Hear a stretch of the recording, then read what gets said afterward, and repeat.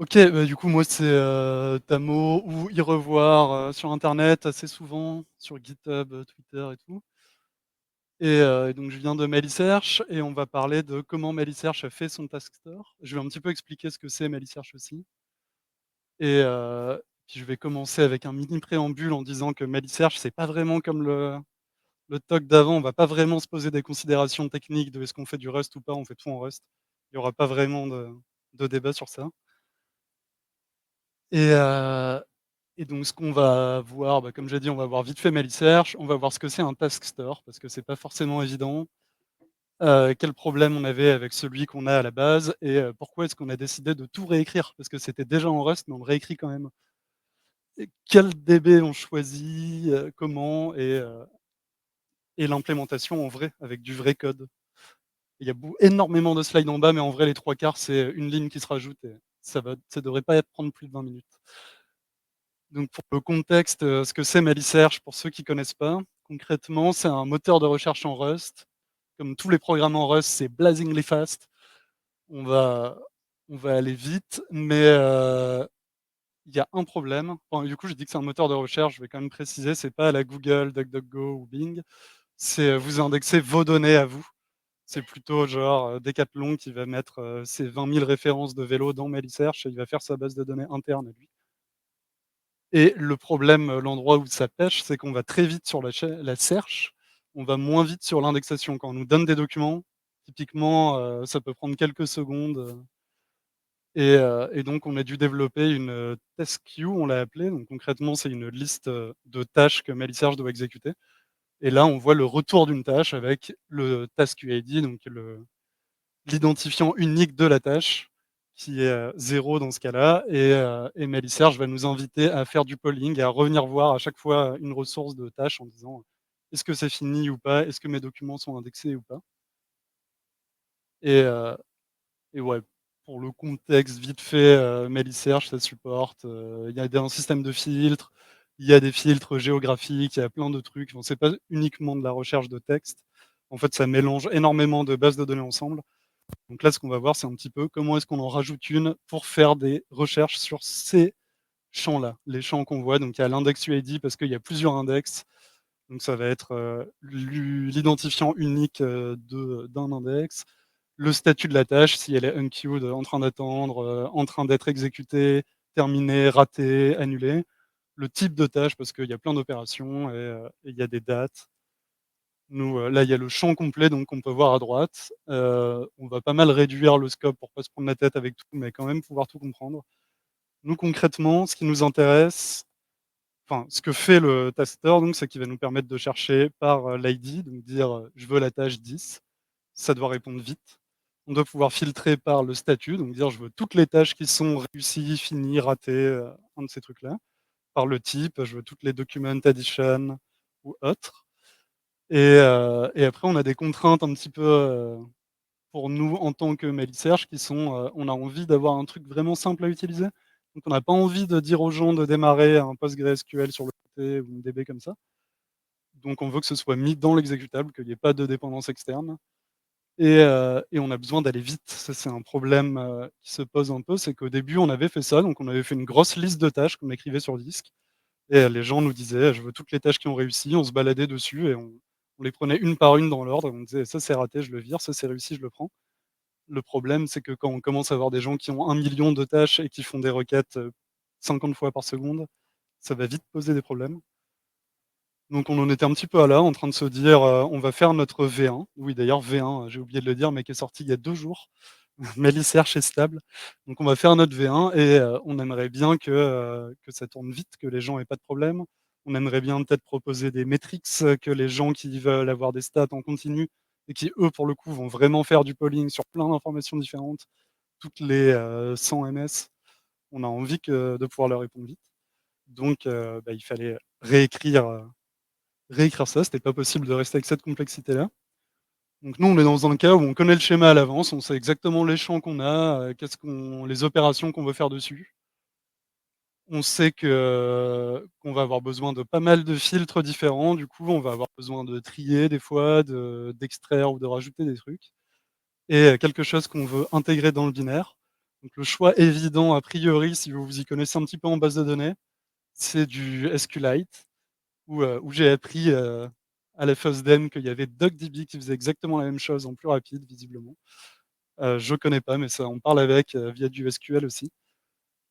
Nous le problème c'est que comme on est ML Research, on aime bien tout réécrire en Rust et donc en gros la raison, parce qu'on n'est pas complètement stupide non plus, mais c'est qu'intégrer une nouvelle DB dans un binaire alors qu'on en a déjà énormément à l'intérieur de notre binaire, ça nous fait un petit peu ça nous embête un petit peu parce qu'on finit toujours par avoir des problèmes inattendus de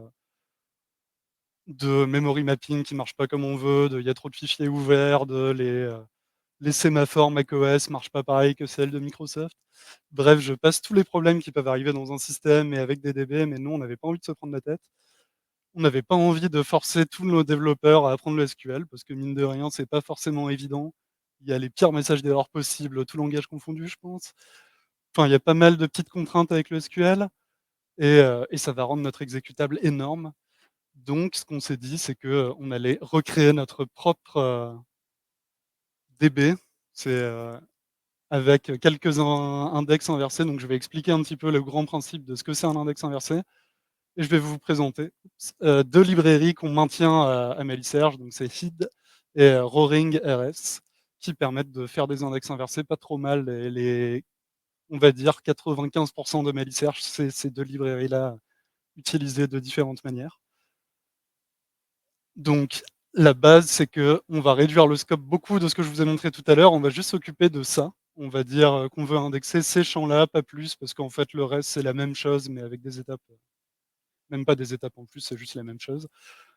Et, euh, et donc, l'UID, c'est le premier truc, c'est pas un index inversé. L'UID, c'est juste un key value store, on va dire. C'est, je lui donne un numéro, il me renvoie la tâche telle qu'elle est affichée là. Donc, je lui donne 5, il me renvoie ça, il n'y a pas d'étape intermédiaire. Et ensuite, l'index inversé, ce que ça va faire, c'est que par exemple, l'index UID, donc l'utilisateur a plusieurs index. Dans ce cas-là, il peut avoir Mieli et Dogs, par exemple. Et cet index inversé, ça va être une base de données qui va donc contenir les deux entrées, Mieli et Dogs, et qui va les associer à un tableau avec des numéros qui représentent les numéros des tâches. Donc en l'occurrence, là, la tâche que je vous montre, la numéro 5, on la retrouve à la fin du tableau Mieli. On va avoir la même chose pour le statut. La petite nuance, c'est que là, c'est pas de la donnée, la Mieli et Docs tout à l'heure, c'était des chaînes de caractères. Là, pour les statuts, a priori, c'est plutôt un enum en Rust qu'on va pouvoir, qui a un nombre de valeurs prédéfinies, qu'on va pouvoir serialiser de manière plus efficace aussi que des strings. En fait, ça va être un byte. Et après, c'est le même principe appliqué exactement pareil. Les types, c'est la même chose exactement, c'est encore un enum. Et le cancelled by, lui, ça va être des numéros du coup en clé et des tableaux de numéros en valeur. Donc en gros, on peut voir que les clés, il faut qu'elles supportent plusieurs formats différents. Et les valeurs, c'est tout le temps des tableaux, et ce sera tout le temps des tableaux qui contiennent des numéros, qui sont les numéros des index, des tâches, pardon. A priori, il n'y a pas besoin d'aller plus loin, et vous allez voir comment est-ce qu'on fait marcher hid et bring pour exécuter des opérations et des vrais filtres du coup sur ça, et comment ça s'écrit sur disque, comment ça fonctionne. Donc, je vais quand même expliquer un petit peu ce que c'est hid. Hid, donc vous voyez, depuis le début, il y a écrit hid slash LMDB. C'est parce que hid, c'est un wrapper autour de LMDB. Et LMDB, en fait, c'est une librairie en C qui est complètement memory mappée. Donc, il n'y a pas forcément besoin de tout comprendre. Et c'est une battery map. Il n'y a pas non plus forcément besoin de comprendre exactement ce que c'est pour cette présentation. En réalité, on peut se dire que c'est comme une grosse HMAP qu'on écrit sur disque et qui est triée, ce qui va pas forcément nous servir maintenant, il me semble. Memory mappé, si je résume très vite, ça veut dire que c'est écrit sur disque, mais que tant qu'il y a de la RAM, le kernel va la garder en RAM. Donc ça va très vite. Et s'il n'y a pas de RAM, bah, ça devient plus loin, plus long. Mais c'est pas à nous de manager ça, c'est le kernel qui fait. Et en général, il se débrouille vachement mieux que nous pour décider de ce qu'on met en cache ou non. Et puis on a un petit truc en plus qui est sympa dans notre cas, c'est que pendant que les gens rajoutent des tâches dans ce machin, et que donc nous on doit rajouter les tâches, on doit faire des écritures, ben on est toujours capable de lire. C'est assez important pour nous et notamment pour le reste du moteur où on fait des recherches pendant qu'on indexe des nouveaux documents. Mais donc là c'est important aussi. Et hid, c'est ce qui va nous permettre de représenter la partie gauche de ce truc-là. C'est-à-dire il va nous permettre de créer des bases de données. Donc là, il y a la base de données des statuts et il va nous permettre d'écrire nos valeurs dedans et de les sérialiser, de dire, je veux mettre, succeeded, processing, enqueued et sur la partie droite, il nous laisse écrire en fait, que ce soit la partie gauche ou droite, il nous laisse écrire n'importe quoi qu'on peut sérialiser et écrire sur disque. C'est la seule chose qu'on a implémentée dans le trait si on veut le faire pour des données, custom. Et Roaring, du coup, il va nous permettre de faire la partie droite. Si je devais résumer, c'est vraiment juste un H7 de U32. Ça veut dire que ça marche que sur des U32. Il y a une version qui marche sur des U64 qui est un peu plus lente, mais c'est possible si vous en avez besoin. Sur des U32, c'est vraiment très, très rapide. Je pense que c'est la librairie la plus rapide qui existe.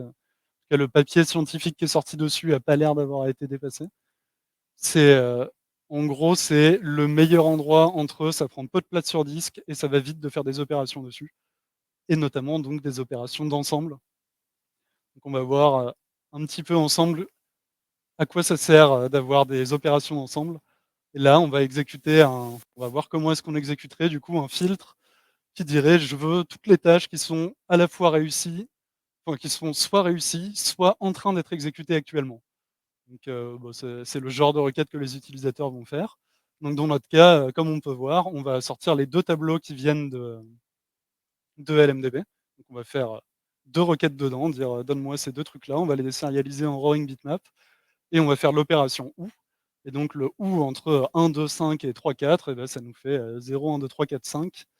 Normalement, ça, c'est plutôt simple de conceptualiser les ensembles comme ça. Et ensuite, ce que font les utilisateurs en général, c'est qu'entre les champs, donc entre le statut et l'index UID par exemple, ils vont vouloir faire des et plutôt que des ou. Ils vont vouloir dire: «Je veux les tâches qui sont dans Mieli, mais qui sont, soit réussies, soit en train de s'exécuter».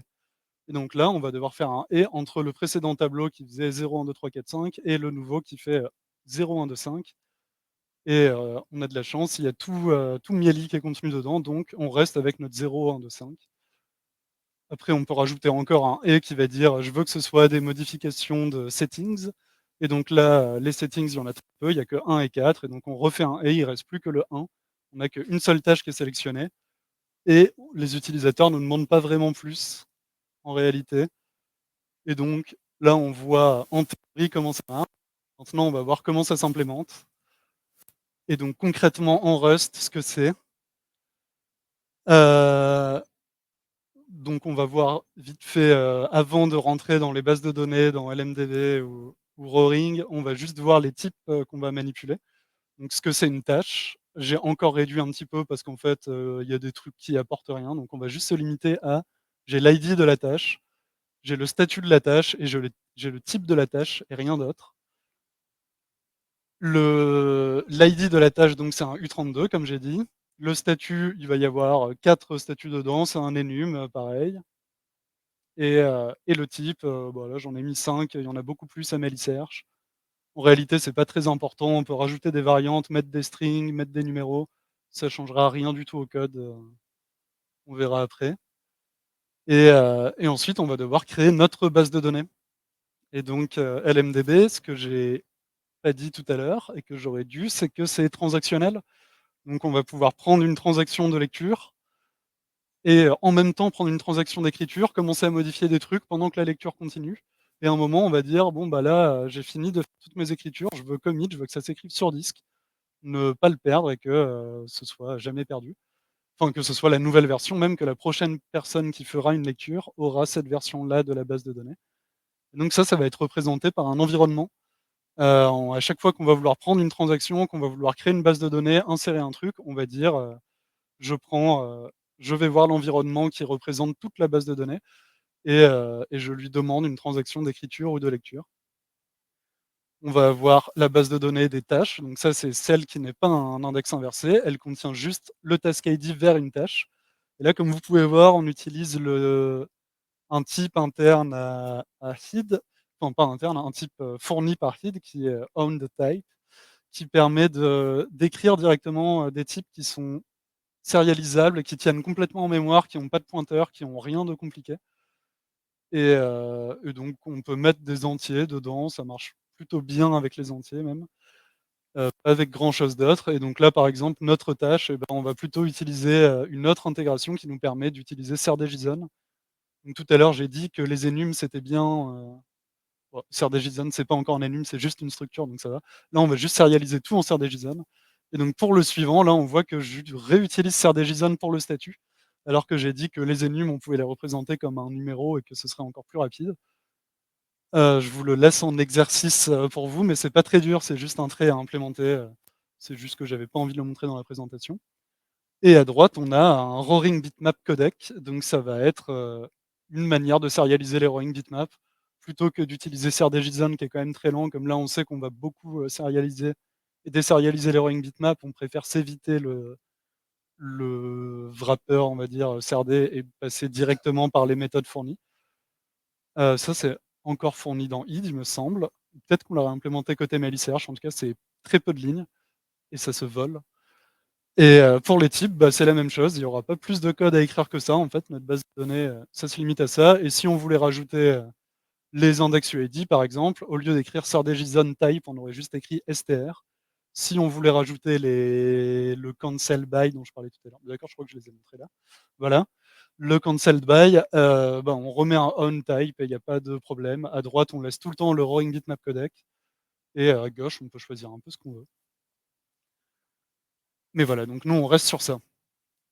Et donc, on va voir, maintenant qu'on voit notre structure, notre database, on va dire, on va voir comment l'initialiser parce que c'est pas comme du SQL où on lui donne un schéma et ça marche. Là, on a une vraie structure Rust à créer. Donc, le premier truc, ça va être de lui donner un dossier. On loge pas, voilà, j'ai fait un stdfs create dir all, vous pouvez faire de la gestion d'erreurs, des trucs, là j'ai rien fait. Et ensuite d'initialiser l'environnement. L'environnement, on peut voir, il a besoin d'un truc, c'est de savoir combien de bases de données on va avoir. Il doit connaître ce chiffre à l'avance et il peut pas trop varier au runtime. Par contre, vous pouvez en mettre plus que nécessaire. Donc si vous voulez, vous pouvez en mettre 1000 et être prêt à en rajouter ou pas au runtime. En l'occurrence, je l'ai dit, là on connaît le schéma à l'avance, il n'y en aura que 3, pas plus. La map size, c'est la taille du fichier memory mappé. Donc il faut savoir, c'est très important, vous avez une limite sur Linux, enfin sur Unix en général, qu'il ne faut surtout pas dépasser sinon ça crache, mais c'est 11 Tera. Donc normalement, vous n'avez pas trop de problèmes. Et vous pouvez mettre 11 Tera avec 1 giga de disque, il n'y aura pas de problème non plus. En fait, l'OS va se débrouiller. Le jour où vous dépassez les 1 giga de disque, il va juste vous dire il n'y a plus de place sur le disque. Mais vous avez le droit de demander 11 Tera, ça ne lui posera pas de problème. Et ensuite, bah, on ouvre notre base de données, on file le dossier et il va aller créer ses fichiers dedans. Ça, c'est la première étape. Et derrière, comme j'ai dit, on va devoir prendre cette transaction mutable. Donc, on a écrit WTXN pour Write Transaction. Comme on voit à droite, Write TXN qu'on demande à l'environnement. Tout peut cracher tout le temps. Donc, à chaque fois, il y aura un petit point d'interrogation à la fin. Mais en pratique, ça crache pas tant. Et après, on va devoir créer nos 3 bases de données. Bah, ça, la manière de le faire, c'est juste de leur donner la transaction, de les mettre dans des variables, et on a le droit de les nommer, ce que moi je fais, c'est pas obligatoire. Des fois, ça aide pour débugger. Et une fois qu'on a fini, bah, du coup, très important, c'est une base de données transactionnelle, donc il faut commit. Si on commit pas, il n'y a rien qui est écrit sur disque, et on sort de cet appel et on a tout perdu. Donc on fait ce commit, et ensuite on a le droit de renvoyer notre type avec tous les trucs qu'on avait déclarés précédemment. Il n'y a rien de plus à faire. En comparaison, je l'avais fait en SQL aussi, ça prend pas tant de lignes de code en plus.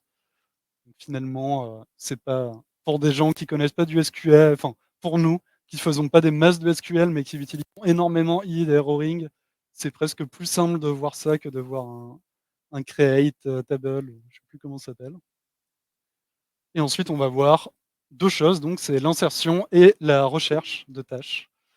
Donc l'insertion, ça va être le premier truc. On va nous donner une tâche, donc forcément, et le but, ça va être de l'insérer correctement quoi, dans toutes nos bases de données. Et c'est là où c'est un peu plus dangereux. Il ne faut pas oublier des trucs. On a intérêt à écrire pas mal de tests. Et la première chose à faire, c'est prendre notre transaction d'écriture.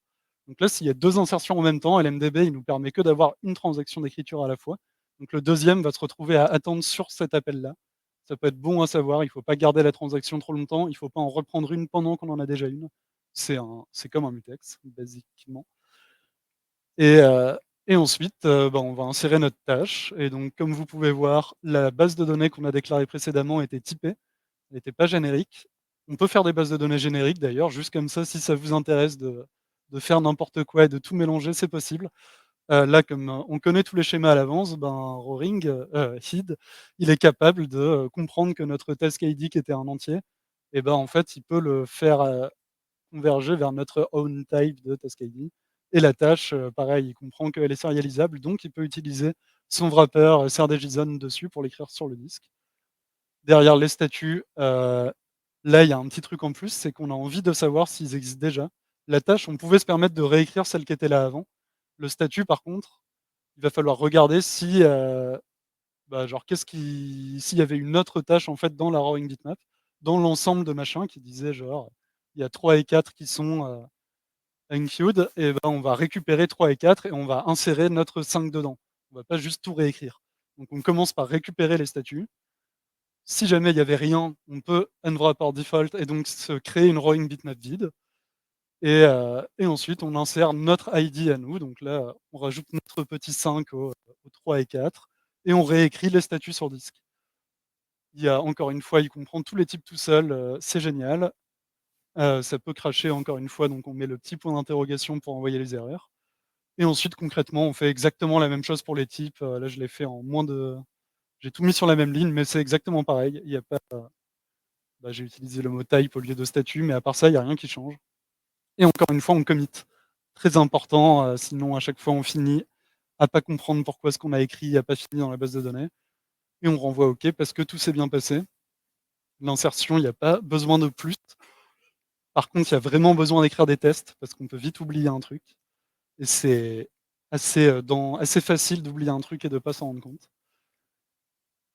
Et ensuite, on va voir comment est-ce qu'on récupère des trucs. Donc là, je me suis dit que pour cette présentation-là, j'allais faire un objet, query qui permet de demander des trucs et donc on peut demander une liste de task ID directement. Donc on peut dire, moi je veux bah, par exemple, moi je veux une seule tâche, je veux la 5 parce que c'est celle que je viens d'insérer, elle m'intéresse ou, je veux, 3, 4, 5, peu importe, ou je veux toutes les tâches avant la 3000 ou après la 3000 ou du coup, une liste de statuts comme on a vu tout à l'heure. On va faire des ou entre les statuts, ou les types. On va faire des ou entre les types aussi. Par contre, on va faire des et entre les statuts et les types et ensuite, bah, comme, il peut y avoir, j'ai dit des millions de tâches, il va falloir gérer la pagination aussi. Donc il y aura la limite, combien de tâches on prend, combien on renvoie en tout. Donc on va renvoyer, par défaut, 20 tâches et l'offset, de où est-ce qu'on commence une fois qu'on a vu ces 20 tâches-là. L'utilisateur, il doit pouvoir dire: «Je veux de la 20 à la 40e». Donc c'est un peu, on a beaucoup plus d'opérations chez Melisearch, mais franchement, elles sont pas plus compliquées. Là, on va voir à peu près tout.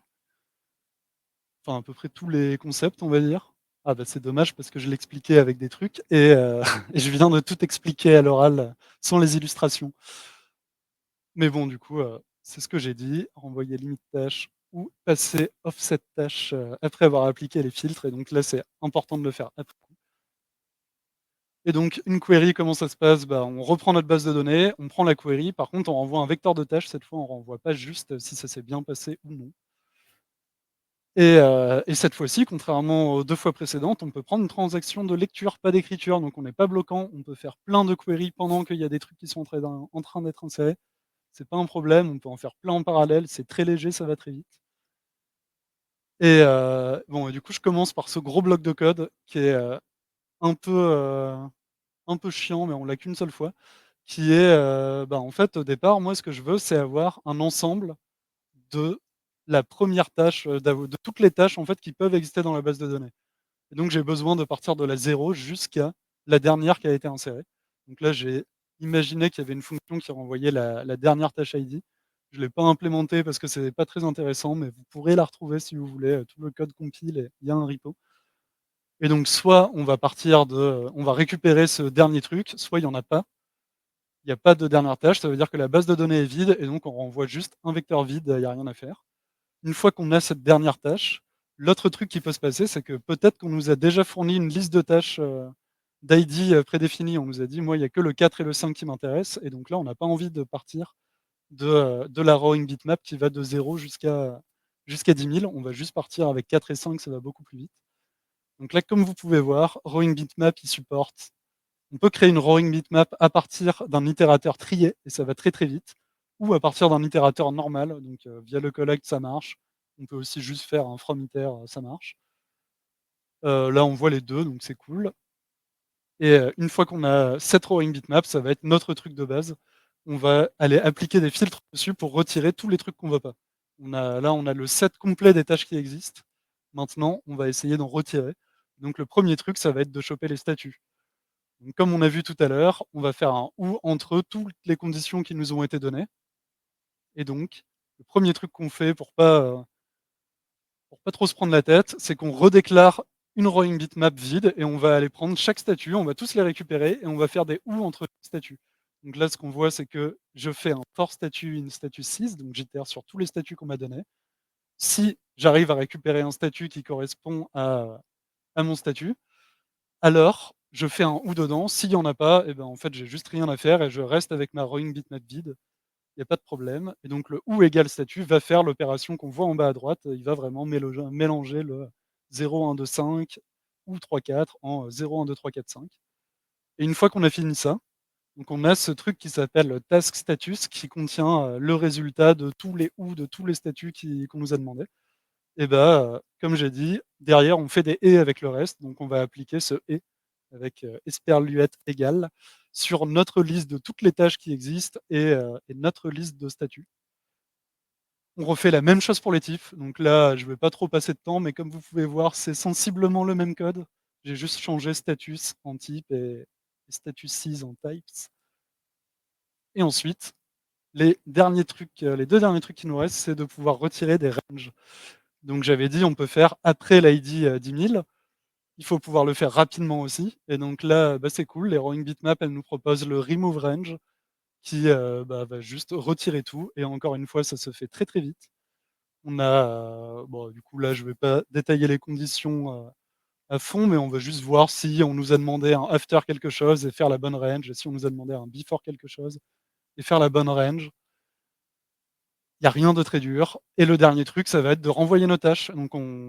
Parce que là, on a une rowing bitmap de tasks.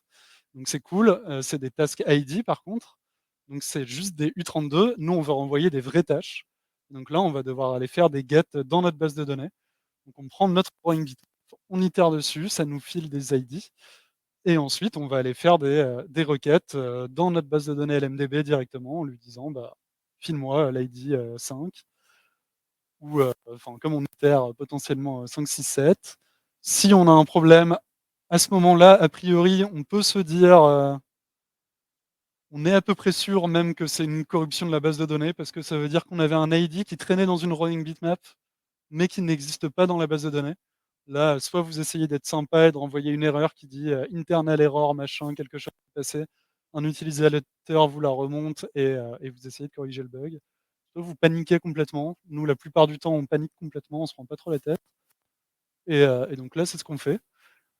Et ensuite, bah, du coup, comme ça, c'est du code qui compile, j'avais des petits problèmes de résultats, donc j'ai dû mapper le type d'erreur pour le convertir vers mon type à moi.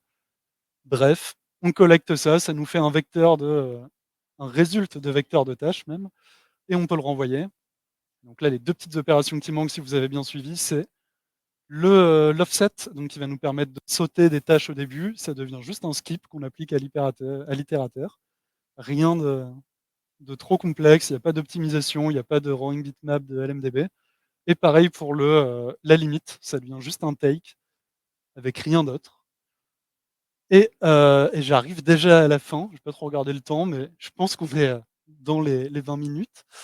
Tout le code est disponible à 3 petits points parce que j'ai pas eu le temps de mettre le lien, mais je vais le rajouter après, je sais pas trop où ce sera. Mais en bref, c'est sur l'organisation Rust Lille. Il y aura 2 repos, il y en a un qui s'appelle Tamo, c'est le mien. Il y a donc l'implémentation comme on vient de l'avoir, et j'ai fait une implémentation en SQLite en plus pour pouvoir comparer, me rendre compte un peu de ce que ça donnait. J'ai fait un petit benchmark de rajout de documents qui était pas forcément très intéressant parce qu'en fait c'est une exponentielle. Enfin, il n'y a pas grand-chose à dire. Globalement, l'implémentation qu'on a là, elle va, suivant les requêtes, je sais pas, de 2 à 10 fois plus vite. Mais vu qu'on connaît les schémas à l'avance et qu'on se spécialise très spécifiquement sur les opérations qui nous intéressent, ben forcément ça va plus vite. Et il y a des stickers Meliserge si vous voulez, qui sont tous shiny, tout beaux. Je pense qu'il y a rien à j'ai pas mis les benchmarks, du coup, vous pouvez les retrouver sur le repo, les exécuter. J'en ai même pas fait de Serge que je voulais rajouter. C'est pour ça que je les ai pas montrés aussi, c'est qu'il y a que l'indexation qui est pas très intéressante. Mais bref, si vous voulez les résultats, allez voir le repo, tout est dedans. Ça marche. Voilà.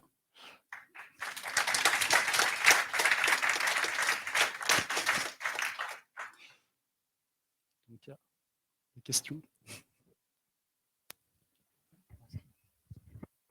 Merci beaucoup pour cette présentation. Beaucoup de questions, mais je vais pas le faire parce que je pense que ça va énerver tout le monde derrière. Je voulais savoir, est-ce que l'objectif de cette base de données, c'est surtout de l'utiliser en store, donc plutôt en embarqué, ou on peut l'utiliser comme un Elasticsearch et remplacer un Bah, là, c'est tellement lié à on l'a vraiment fait que pour nous, là. Il y a pas de tu peux pas mettre ton schéma comme tu as envie ou quoi. Mais par contre, hid et roaring, bah, c'est des libs et là, tout ce que j'ai montré, ça fait 120 lignes de code, vous pouvez le refaire chez vous, c'est pas trop dur. D'accord. Maintenant, j'ai envie de dire que le choix sensé serait plutôt d'utiliser, un truc qui le fait pour vous, genre SQLite ou DuckDB comme je disais. Mais Est-ce ça se refait, quoi. et est-ce qu'il embarque un système, de tout ce qui est résilience et partitionnement? Sur une seule machine, ça marche très bien. Quand on veut le distribuer, faut se débrouiller. D'accord. Et donc non. OK. Clairement pas, juste il va embarquer le memory mapping qui va très vite, qui va s'occuper de gérer les caches.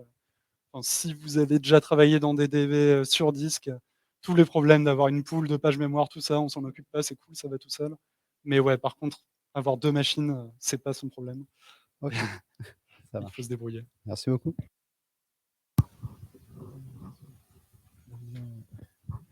Je me demandais, tu disais que tu voulais pas rajouter un nouveau moteur de DB dans le binaire Melisearch, mais Melisearch ça utilise FMDB du coup pour le store principal alors en fait. Ouais, en fait, on utilise déjà LMDB un peu partout et bah, du coup, c'était pas vraiment le but de la présentation de parler du moteur de recherche, qui fait des recherches dans du texte.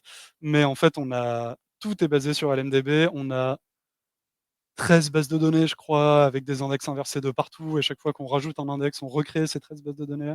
Donc on voit un peu les limites que les bases de données ça amène. On connaît un peu les problèmes en fait que nous pose LMDB. Et donc ouais, on préfère.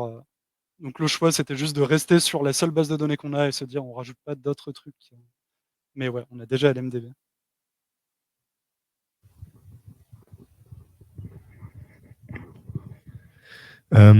Merci pour la présentation. Au niveau des différents filtres que tu as implémentés dans la query, tout ça, c'est séquentiel.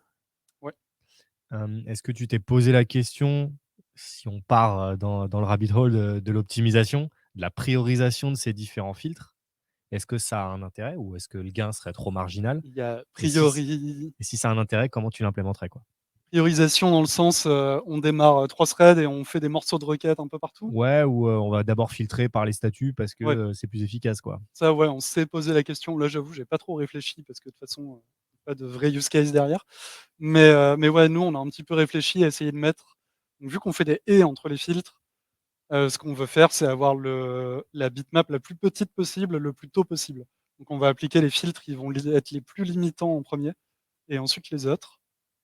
Pour la question du coup, qui était pas vraiment la question, mais de démarrer des threads, faire des trucs en parallèle ou en concurrence, on le fait pas du tout parce qu'en fait, ça prend, j'ai pas du tout donné d'ordre de grandeur, mais il faut se dire que chercher dans une base de données d'1 million de documents avec, ça là, enfin d'1 million de tâches plutôt, on est de l'ordre d'1 ms, enfin je sais pas, peut-être 5 ms et donc c'est pas, démarrer des threads et se prendre la tête avec ça nous apporte pas grand chose. On préfère se dire: «S'il y a 4 requêtes qui arrivent en même temps, les gens démarreront 4 threads, directement et au lieu d'avoir un truc qui doit se synchroniser derrière et en fait qui est un peu plus bloquant». Ça répond à tout. Ouais, complètement, merci.